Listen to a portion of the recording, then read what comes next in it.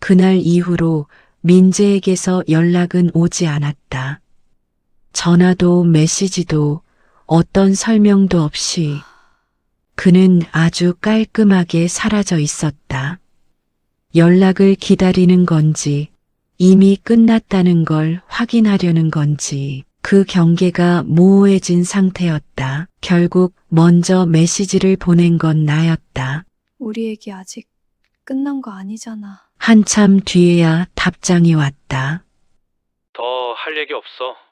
짧은 문장이었다. 하지만 그 한 줄로 모든 것이 정리되어 있었다. 이렇게 끝내는 게 맞아? 서연아, 현실적으로 생각해. 그 문장을 읽는 순간 나는 더 이상 이어갈 말이 떠오르지 않았다. 그 사람이 말하는 현실은 내가 생각하는 현실과 완전히 다른 방향을 향하고 있었다.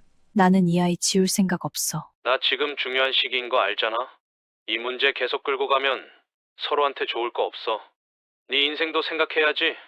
그 문장들은 전부 나를 위한 말처럼 보였지만 실제로는 그 사람 자신을 위한 선택이라는 걸 이제는 모르는 척할 수 없었다. 그럼 나는 어떻게 해야 돼? 정리하는 게 맞아. 지금이 마지막 기회야. 그 문장은 설득이 아니라 이미 결론이 정해진 통보에 가까웠다. 나는 한참 동안 화면을 바라보다가 천천히 휴대폰을 내려놓았다. 그리고 그 순간 이 관계를 붙잡고 있던 마지막 이유도 함께 놓아버렸다. 며칠 뒤 나는 다시 민재를 마주하게 되었다. 우연이라고 하기에는 너무 정확한 타이밍이었고 피할 수 없는 거리였다. 회사 로비에서였다. 그는 평소와 다름없는 표정으로 서 있었고 옆에는 낯선 사람이 함께 있었다. 단정한 정장 차림의 여자였다. 민재는 나를 보자 잠시 시선을 멈췄지만 곧 아무 일도 없는 사람처럼 고개를 돌렸다. 그리고 그 여자를 향해 아주 자연스럽게 말을 건넸다. 이쪽으로 가시면 됩니다. 그 목소리는 내가 알던 것과 전혀 다르지 않았다. 그래서 더 낯설게 느껴졌다. 나는 그 자리에 잠시 서 있었고 그 사람이 나를 지나쳐가는 걸 그대로 바라보고 있었다. 붙잡을 생각은 들지 않았다. 이미 끝난 관계라는 걸 그 사람보다 내가 더 먼저 받아들이고 있었는지도 몰랐다. 그날 저녁 나는 병원에서 받아온 종이를 다시 꺼내 들었다. 아직 아무것도 결정되지 않은 상태였고 앞으로 어떻게 해야 할지에 대한 답도 없었다. 하지만 한 가지는 분명했다. 이 선택은 누구와도 나눌 수 없는 오롯이 나 혼자 결정해야 하는 일이었다. 나는 한참 동안 그 종이를 바라보다가 천천히 손을 배 위에 올렸다. 아직 아무것도 느껴지지 않는 상태였지만 이 안에 생명이 있다는 사실만은 분명하게 느껴지고 있었다. 그 작은 존재를 떠올리는 순간 머릿속에서 수없이 오가던 생각들이 이상하게도 한 방향으로 정리되기 시작했다.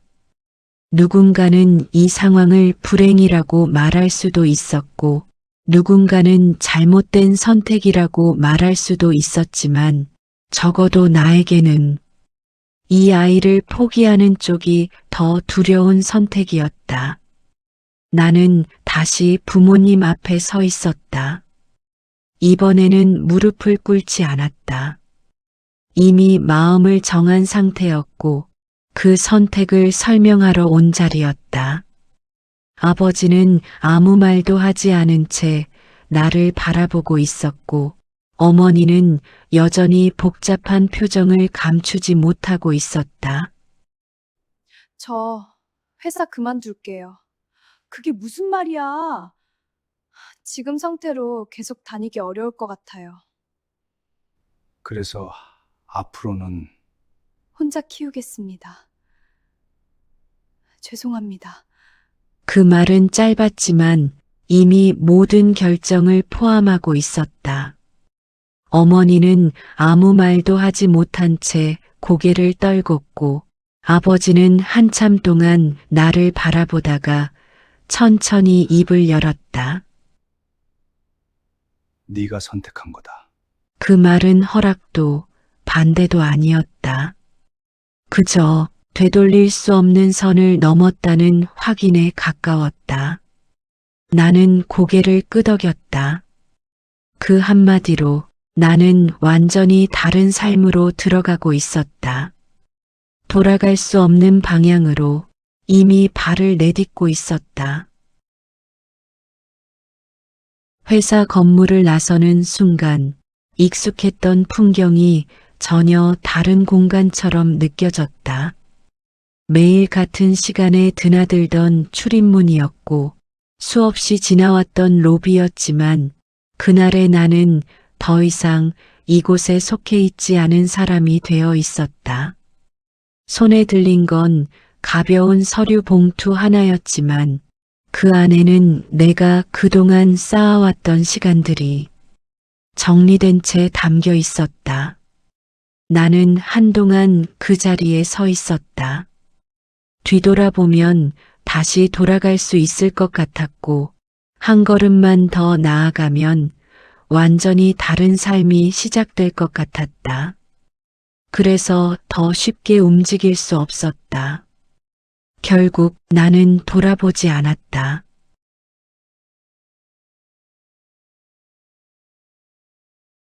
처음 원룸문을 열던 날의 공기를 아직도 기억하고 있었다. 좁은 공간이었고 그 안에는 나 혼자서 감당해야 할 시간이 고스란히 담겨 있었다. 짐이라고 해봐야 많지 않았고 몇 개의 박스와 작은 가방이 전부였지만 그걸 풀어내는 과정이 이상하게 길게 느껴졌다. 어디에 무엇을 두어야 할지보다 이 공간에서 앞으로 어떤 시간을 보내게 될지에 대한 생각이 계속 머릿속을 맴돌고 있었기 때문이었다. 그날 밤 나는 불을 끄지 못했다. 어둠 속에 혼자 남는다는 게 생각보다 더 낯설게 느껴졌고 그 조용함이 오히려 더 크게 다가왔다. 그래서 아무 의미도 없이 불을 켜둔 채 한참을 멍하니 앉아 있었다. 며칠 뒤 어머니가 찾아왔다. 손에는 장바구니가 들려 있었고 그 안에는 반찬과 과일 그리고 생활용품들이 가득 들어 있었다. 밥은 챙겨 먹었니? 대충 챙겨 먹었어요. 어머니는 대답을 듣고도 아무 말 없이 부엌으로 들어갔다. 좁은 공간이었지만 익숙한 손놀림으로 물건들을 정리했고 어느새 냄비에 물을 올려놓고 있었다. 그 모습이 너무 자연스러워서 나는 아무 말도 할 수 없었다. 혼자서 어떻게 버티려고 그러니? 버텨야죠.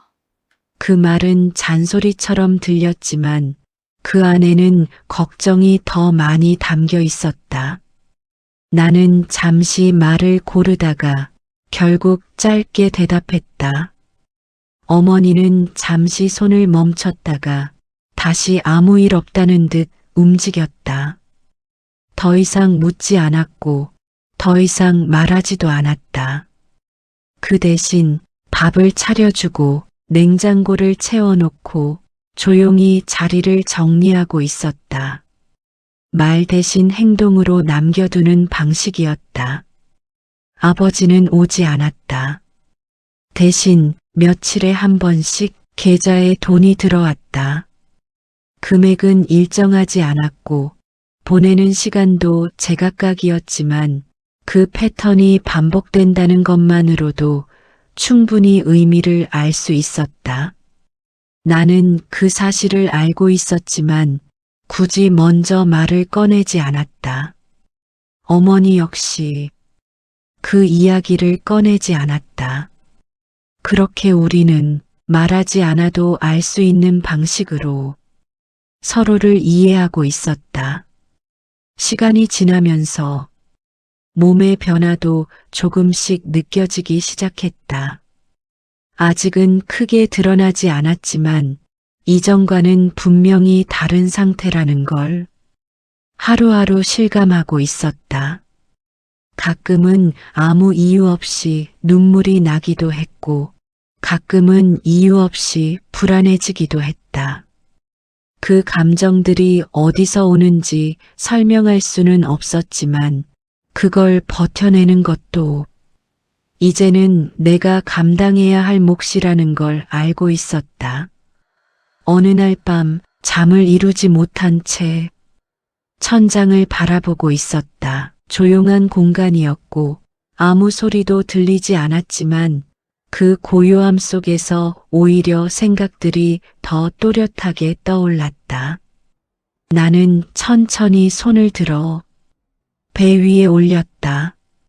아직은 아무것도 느껴지지 않았지만 그 안에 생명이 있다는 사실만은 분명하게 느껴지고 있었다. 그 순간 이상하게도 마음이 조금 가라앉았다. 세상이 나를 어떻게 보든 앞으로 어떤 일이 기다리고 있든 이 아이만큼은 내가 지켜야 한다는 생각이 아주 선명하게 자리 잡고 있었다. 어머니가 다시 찾아왔을 때였다. 이번에는 아무 말 없이 아이 옷 몇 벌을 꺼내 놓았다. 아직 태어나지도 않은 아이를 위한 물건이었다. 벌써 이런 걸 준비해. 우리 필요하니까 사놓는 거지. 어머니는 담담하게 말했지만 그 손끝은 조금 느리게 움직이고 있었다. 나는 그 모습을 한참 바라보다가 조용히 말했다. 엄마 미안해요. 미안할 건 없어. 그냥 잘 키워. 나는 아무 말도 하지 못한 채 고개를 끄덕였다. 그날 이후로 나는 조금씩 달라지고 있었다.